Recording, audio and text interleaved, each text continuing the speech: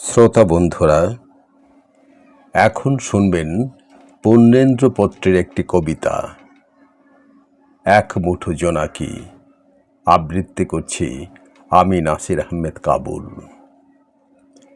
এক মুঠো জোনাকির আলো নিয়ে ফাঁকা মাঠে ম্যাজিক দেখাচ্ছে অন্ধকার।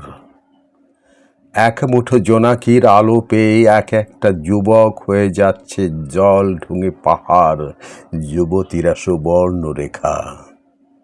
সাপুড়ের ঝাঁপি খুলতেই বেরিয়ে পড়ল এক মুঠো জোনাকি, পুজো সংখ্যা খুলতেই বেরিয়ে পড়ল এক মুঠো জোনাকি। এক মুঠো জোনাকির আলো নিয়ে ফাঁকা মাঠে ম্যাজিক দেখাচ্ছে অন্ধকার।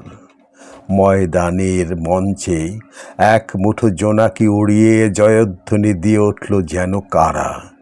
রবীন্দ্র সদনে ৩০ জন কবি ৩০ দিন ধরে আউড়ে গেল এক মুঠো জোনাকির সঙ্গে তাদের ভাব ভালোবাসা।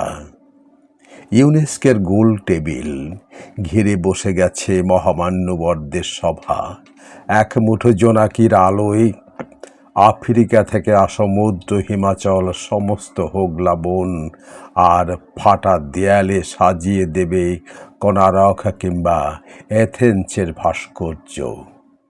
৭ শতাব্দীর অন্ধকার এইভাবে ফাঁকা মাঠে ম্যাজিকে দেখিয়ে চলেছে এক মুঠো জোনাকির আলো।